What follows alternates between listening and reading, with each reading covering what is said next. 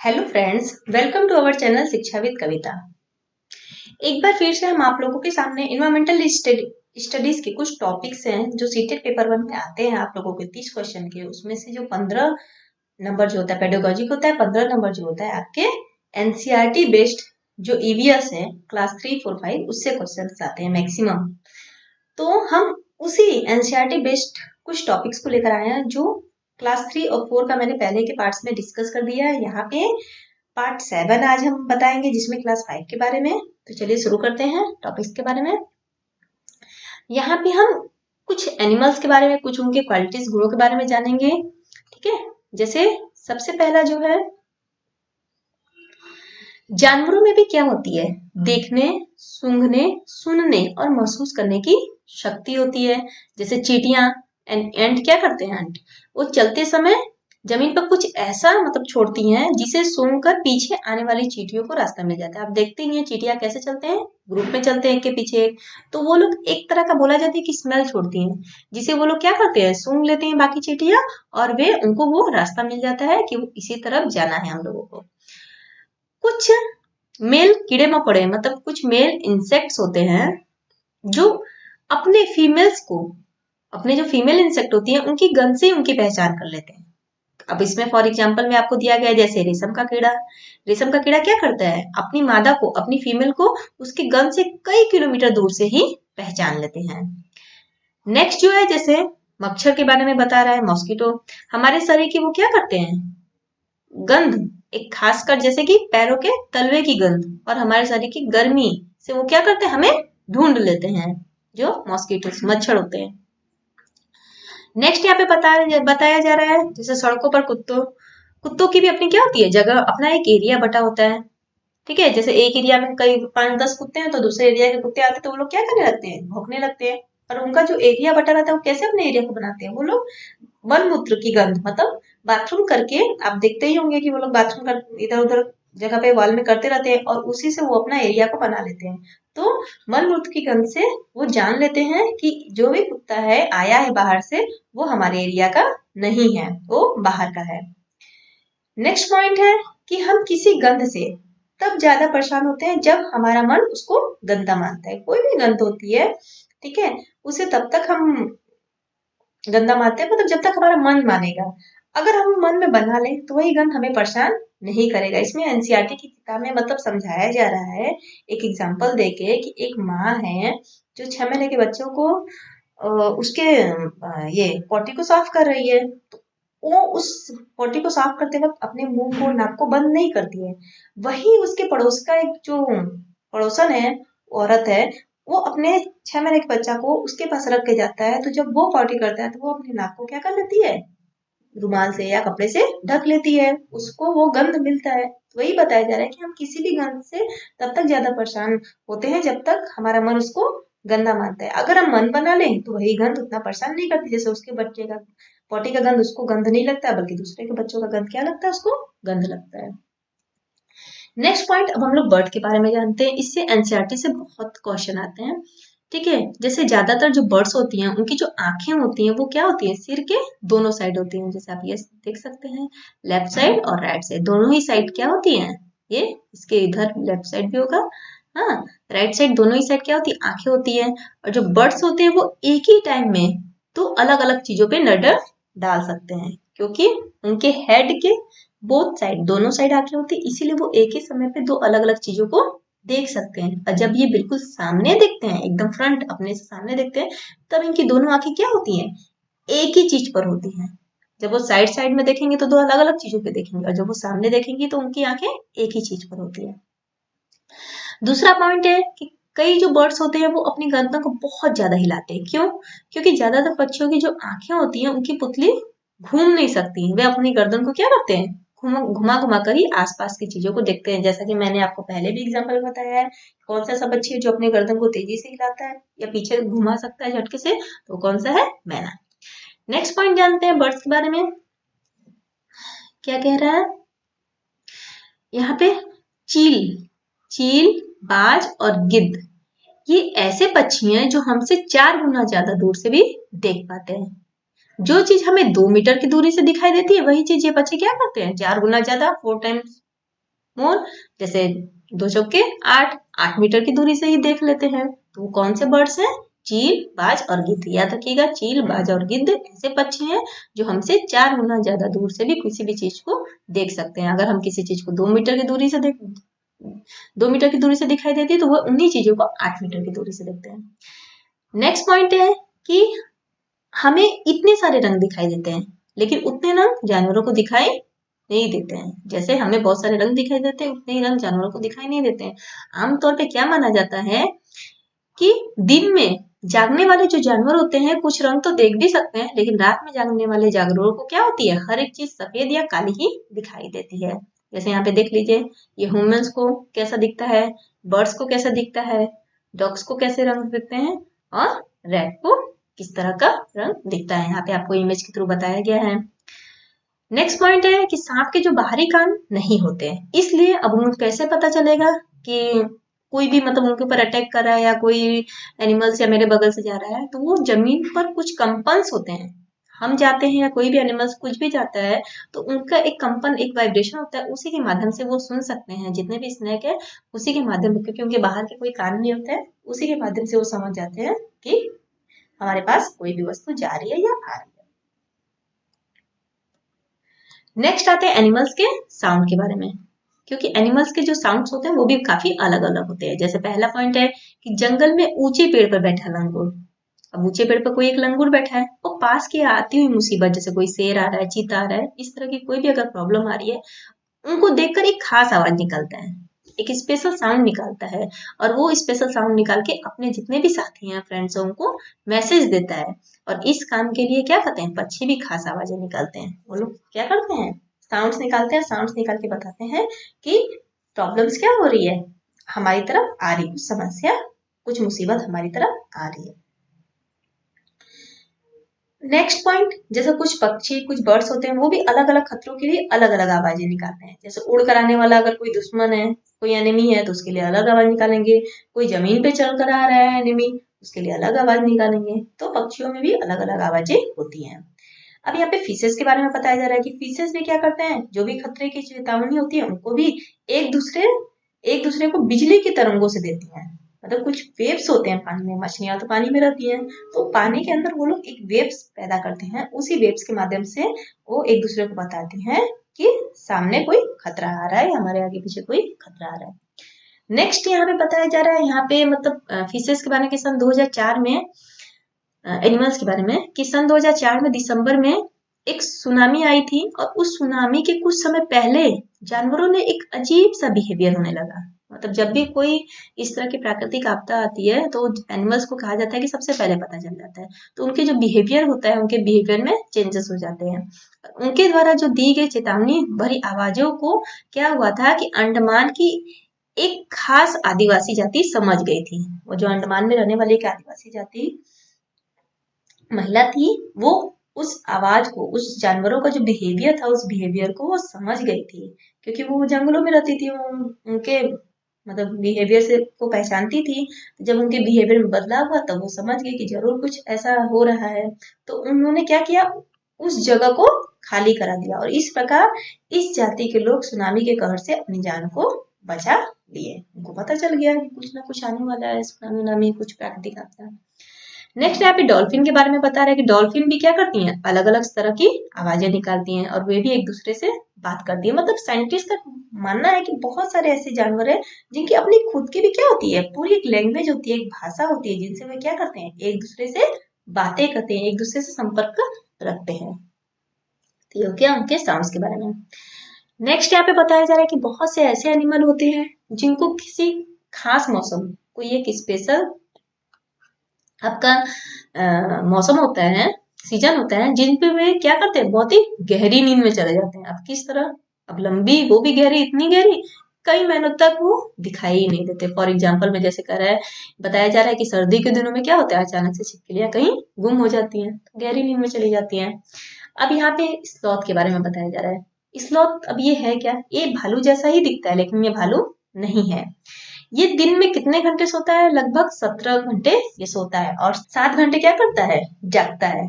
और वो जो 17 घंटे सोता है वो भी पेड़ पे उल्टे सिर लटक कर मस्ती से 17 घंटे तक ये सोता रहता है। और ये जिस पेड़ पे रहते हैं उसी पेड़ के पत्ते को खाकर ही ये अपना जीवन यापन करता है। इसकी जो पूरी जीवन यापन जो होती है वो पूरा जो होता है वर्ष जो होता है जीवन का, वो 40 वर्ष का होता है।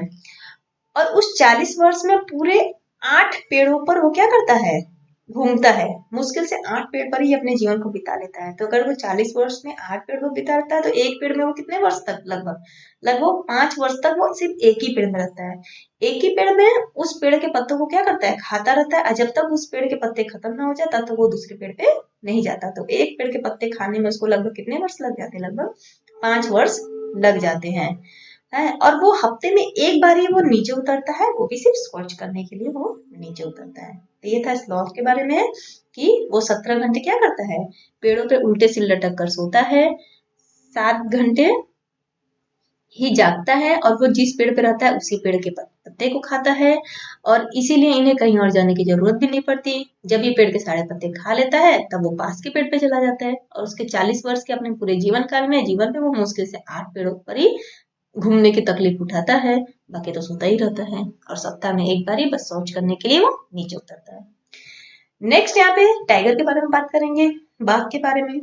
कि बाघ जो होता है टाइगर, वो अंधेरे में भी क्या करता है, हमसे 6 गुना ज्यादा बेहतर देख सकता है। हम लोग से 6 टाइम बेटर वो क्या करता है, अंधेरे में देख सकता है। बाघ की जो मूछें होती हैं वो हवा में हुए कंपन को भी भाप लेती हैं, पहचान जाती हैं कि कोई शिकारी आ रहा है। अब वो जो कंपन है वो शिकार का कंपन है या तो फिर हवा से पत्ते हिलने का कंपन है। तो क्या होता है, टाइगर को उन दोनों में अंतर भी बहुत अच्छे से पता रहता है, ठीक है, कि वो शिकार का है या किसका है। तो बाघ की जो मूछें होती हैं वो हवा में हुए कंपन को भाप लेती हैं और शिकार की बिल्कुल सही स्थिति का उनको पता चल जाता है। और जिससे क्या करते हैं, वे अंधेरे में रास्ता ढूंढने में भी मदद मिलती है। नेक्स्ट पॉइंट, बाघ अपने इलाके में मूत्र करके अपनी गंद को छोड़ते हैं। ये भी क्या करते हैं, बाथरूम करके अपने एरिया को, गंद को छोड़ते हैं। और ये जो एरिया होता है कई किलोमीटर तक बड़ा हो सकता है। और एक जो बाघ होता है, एक जो टाइगर होता है, दूसरे टाइगर के मूत्र की, उसके जो बाथरूम की जो स्मेल होती है उसी को वो झट से पहचान लेता है। फिर उस इलाके में घुसना है या नहीं घुसना है ये तो उस बाघ की मर्जी होती है, टाइगर की मर्जी होती है। नेक्स्ट क्या करा है कि टाइगर मौके के अनुसार अपनी आवाज भी बदलता रहता है। गुस्से में अलग आवाज निकालता है, बाघिन को बुलाने के लिए अलग आवाज निकालता है, कभी कहाना तो कभी गुर्राना। बाघ का जो गुर्राना होता है वो 3 किलोमीटर की दूर तक सुना जा सकता है। नेक्स्ट, बाघ हवा से पत्तों को हिलने और शिकार के झाड़ियों से हिलने से हुए आवाज के अंतर को भाप लेता है। मैंने आपको ऊपर ही बताया कि जो वो कंपन जो होता है जिससे उसके मूछें उस कंपन को पहचानती है, उसको पता चलता है कि कौन सा शिकारी के आने का कंपन हो रहा है या कौन सा नॉर्मल हवा से जो पत्ते हिल रहे हैं उसका कंपन हो रहा है। बाघ के जो होते हैं दोनों कान, वो बाहर की आवाज इकट्ठा करने के लिए अलग अलग दिशाओं में बहुत ज्यादा ही घूम भी सकते हैं। तो ये हो गया कुछ पॉइंट्स आपका टाइगर के बारे में, बाघ के बारे में।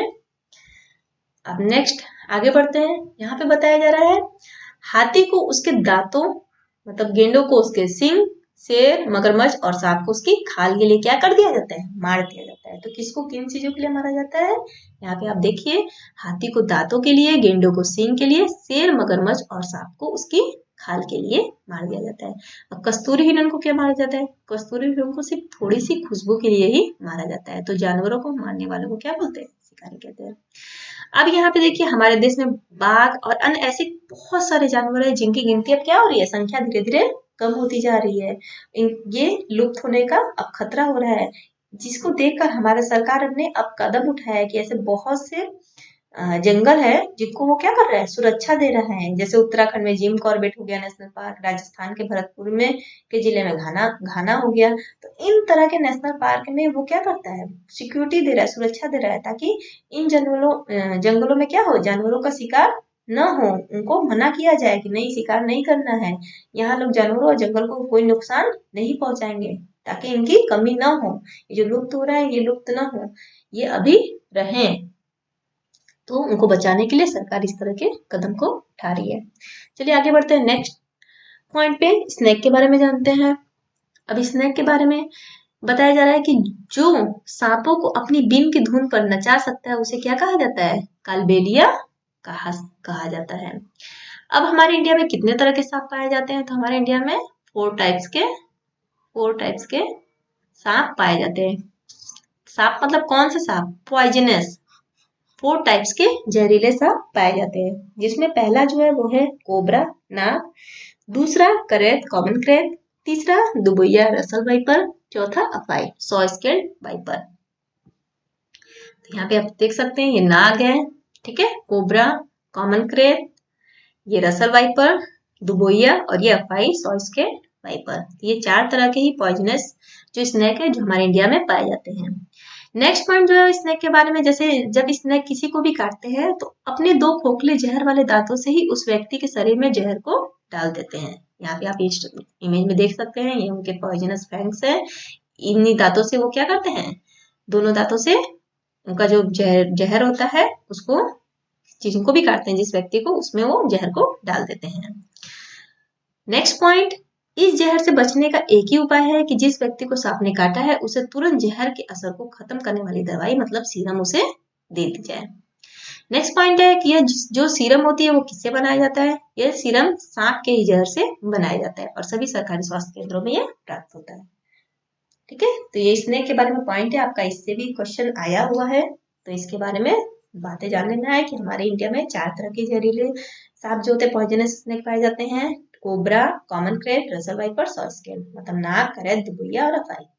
जब भी कोई सांप को काटता है तो सांप के 2 खोखले ही जहर वाले दांत होते हैं, जिससे वो शरीर की जिस व्यक्ति को काटता है उस शरीर में उससे वो जहर को डालता है। इस जहर से बचने का एक ही उपाय है कि जिस व्यक्ति को सांप ने काटा उसके उसे तुरंत जहर के असर को खत्म करने वाली दवाई मतलब उसको सीरम दी जाए, और यह सीरम सांप के ही जहर से बनाई जाती है और ये सभी स्वास्थ्य केंद्रों में मिलती है। नेक्स्ट पॉइंट पे आते हैं, नाग गुम्फन।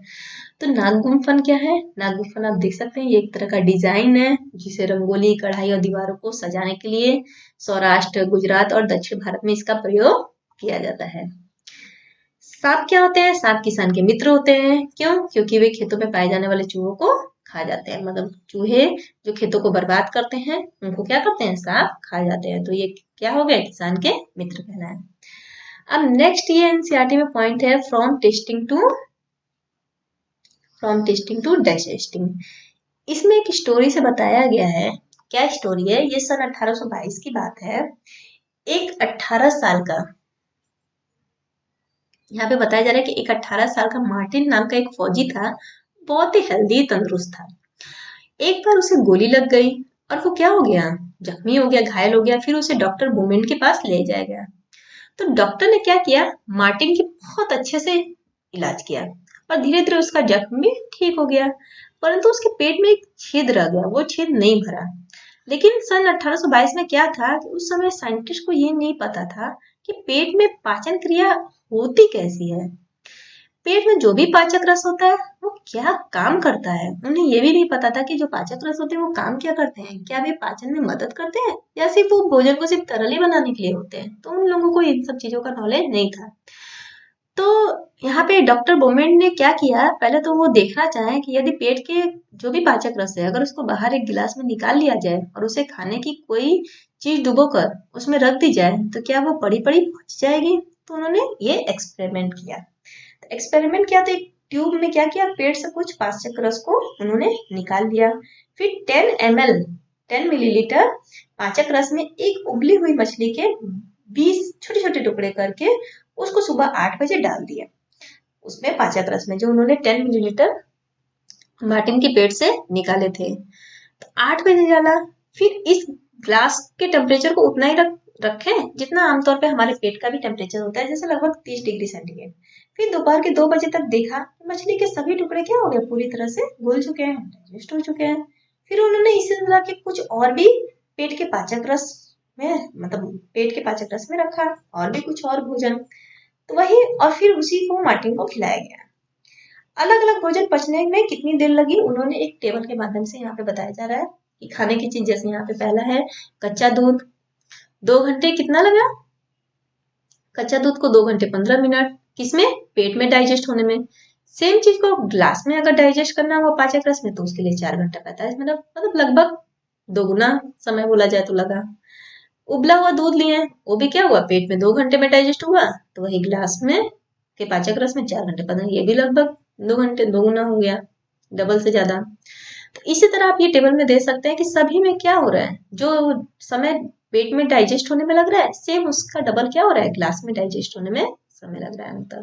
तो उनको इन चीजों का नाम पता किया इसी एक्सपेरिमेंट से कि हमारे पेट में जो भी हम लोग खाते हैं वो डाइजेस्ट क्या होता है, जल्दी होता है इन कंपेरिजन टू जो भी चीज हम लोग बाहर डाइजेस्ट करते हैं।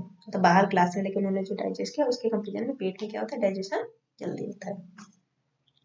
आगे नेक्स्ट यहाँ पे कालाहांडी डिस्ट्रिक्ट इन उड़ीसा। कालाहांडी के बारे में यहाँ क्या बताया जा रहा है कि जो कालाहांडी ये जो डिस्ट्रिक्ट है ये कहाँ पाया जाता है, कौन सी स्टेट में, तो याद रखिएगा उड़ीसा में। ये यहाँ पे सबसे अधिक चावल की पैदावार की जाती है और दूसरे राज्यों में इसे क्या किया जाता है, बेचा जाता है। सबसे अधिक चावल की पैदावार होते हुए भी कालाहांडी में गरीब मजदूर क्या हो रहे हैं, भूखमरी का शिकार हो रहे हैं और कई बार यह धान गोदाम में भी पड़ा पड़ा सड़ भी जाता है। ठीक है, लेकिन इन लोगों को नहीं मिलता है क्योंकि ये लोग क्या करते हैं, अपने ही स्टेट में अपने डिस्ट्रिक्ट में चावल उगाकर दूसरे लोगों को बेच देते हैं। तो ये छोटा सा एक पॉइंट था जो कालाहांडी डिस्ट्रिक्ट उड़ीसा के बारे में बताया जा रहा था। नेक्स्ट है कि खाने की कुछ चीजों को 1-2 दिन तक खराब होने से बचाने का, ये क्वेश्चन भी आपका एग्जाम में आया है एनसीईआरटी में, इसलिए मैंने ये लाया। जैसे यहाँ पे दूध है, अभी दूध को 1-2 दिन तक अगर आपको बचा के रखना है तो हम लोग क्या करते हैं, उसको उबालते हैं। पके हुए चावल को क्या करते हैं, एक कटोरे में डालकर पानी के बर्तन में रख देते हैं। हरा धनिया को क्या करते हैं, गीले कपड़े में लपेट के रख देते हैं। प्याज और लहसुन को क्या करते हैं, खुले में रखते हैं नमी से बचाकर। तो ये कुछ घरेलू उपाय हैं जो 1-2 दिन तक हमारी चीजें क्या होती है, बिना फ्रिज के भी खराब नहीं होती। नेक्स्ट पॉइंट है, जैसे ये शीशियों में अचार रखने से पहले क्या करते हैं, शीशियों को धूप में सुखाया जाता है। क्यों सुखाया जाता है, क्योंकि अगर शीशी में थोड़ा भी पानी या नमी की बूंदे रहेगी तो अचार में क्या लग जाएगा, फंगस लग जाएंगे। नेक्स्ट आते हैं पिचर प्लांट के बारे में। ये पिचर प्लांट क्या है, अब यहाँ पे बताया जा रहा है प्लांट मतलब पौधे। तो पौधे तो मैक्सिमम क्या होते हैं, शाकाहारी होते हैं, लेकिन कुछ पौधे मांसाहारी भी होते हैं जो चूहे, मेढक और कीड़े मकोड़े छोटे जीवों को क्या करते हैं, शिकार करते हैं, उन्हें खा जाते हैं। जिसमें से एक का नाम क्या है, पिचर प्लांट। इसे क्या कहा जाता है, निफेंथिस भी कहा जाता है। निफेंथिस के नाम से भी ये बहुत फेमस है। ये पाया कहाँ जाता है निफेंथिस, ये ऑस्ट्रेलिया में पाया जाता है, इंडोनेशिया में पाया जाता है और भारत में कहाँ पाया जाता है, भारत के मेघालय में पाया जाता है। ये भी क्वेश्चन शीटेड में पूछा गया है कि भारत में किस जगह पे पिचर प्लांट मतलब निफेंथिस पाया जाता है, कौन से स्टेट में, तो ये आपका होगा आंसर मेघालय राज्य में।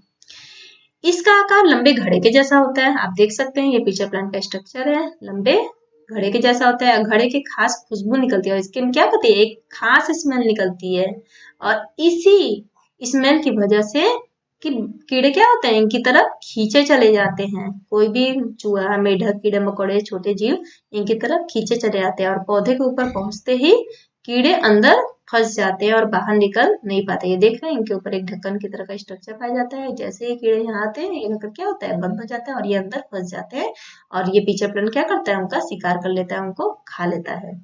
तो ये था पिचर प्लांट के बारे में। नेक्स्ट आते हैं वंडरिंग सीड, घुमक्कड़ बीज। अब ये घुमक्कड़ बीज क्या है, जैसे यहाँ पे एक वेलक्रो के बारे में बताया गया है। वेलक्रो का आइडिया, वेलक्रो क्या होता है, जैसे ये फ्लोटर देख रहे हैं आप, ये फ्लोटर में ये चिपकाने वाला जो होता है इसी को क्या बोलते हैं, वेलक्रो कहते हैं। तो ये वेलक्रो का आइडिया स्विट्जरलैंड से आया है। ये घटना है सन 1948 की।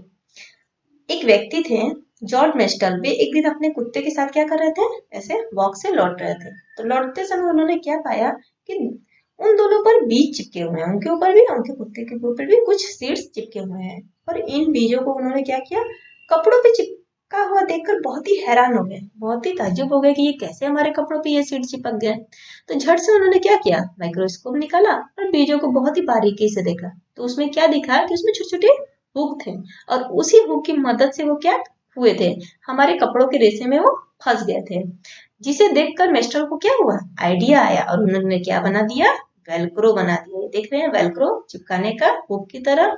वेलक्रो क्या होती है, दोनों सतह से चिपक जाती है, वो हुक जो होते हैं दोनों तरफ से फंस जाते हैं और खुलने पर कैसी आवाज होती है, झरझर की आवाज होती है। आपने देखा भी होगा फ्लोटर को खोलने बंद करने पे किस तरह का आवाज होता है। तो हमारे जैसे बैग्स में, कपड़े में, जूते में, पट्टे में बहुत जगह इसका क्या किया जाता है, प्रयोग किया जाता है। तो यही हमारा क्या है, वेलक्रो। तो ये कब आया था, 1948 में। कहाँ से, स्विट्जरलैंड में। कौन से व्यक्ति ने दिया था, जॉर्ज मेस्टल ने। हमें इन्हीं बातों को याद करना है। हुक जैसी संरचना होती है, ये एक वॉन्डरिंग मतलब इसका ये सीड है वो जैसे संरचना, जिससे क्या होती है ये हुक्स हमारे कपड़े पे चिपक जाते हैं हुक के माध्यम से ये सीड्स। नेक्स्ट पॉइंट, कौन कहाँ से आया। तो यहाँ पे वेजिटेबल्स के बारे में, यहाँ पे कुछ मतलब चीजों के बारे में है कि कौन कहाँ से आया। जैसे मिर्ची, मिर्च कहाँ से आया, मिर्च हमारा पुर्तगाल देश के व्यापारी लाए थे। कहाँ से लाए थे, दक्षिण अमेरिका से। याद रखिएगा, ये सीटेट के एग्जाम में पूछा गया ये पॉइंट्स है कि मिर्ची कौन से देश से लाया गया, तो ये दक्षिण अमेरिका से लाया गया। अफ्रीका से क्या लाया गया, तो भिंडी और कॉफी को अफ्रीका से लाया गया। यूरोप से क्या क्या लाया गया, तो यूरोप से गोभी, मटर और टमाटर लाया गया। तो यहाँ पे ये कुछ पॉइंट्स थे जिसको मैंने आप लोगों को बता दिया। और भी आगे पॉइंट्स हैं जिनको मैं लगभग 2 या 3 पार्ट्स में खत्म करने की कोशिश करूंगी। फिर उसके बाद आगे सारे के सारे सीटेट में आगे जितने भी क्वेश्चन है ईवीएस के वो मैं आपको 1 बाय 1 कराऊंगी। तो आप वीडियो को अच्छे से देखिए। वीडियो को अच्छा लगा तो वीडियो को लाइक भी करिए, चैनल को सब्सक्राइब करिए ताकि इस तरह के वीडियो और भी आपको मिलते रहे। और हमें कमेंट करके भी बताइए कि वीडियो कैसा लगा, और इसे अपने दोस्तों में भी शेयर करिए ताकि उन्हें भी इस तरह के जितने भी पॉइंट्स हैं वो अच्छे से उन लोगों को भी मिल सके, वो भी अच्छे से एग्जाम देकर एग्जाम में पास आउट हो। Thanks for watching my video.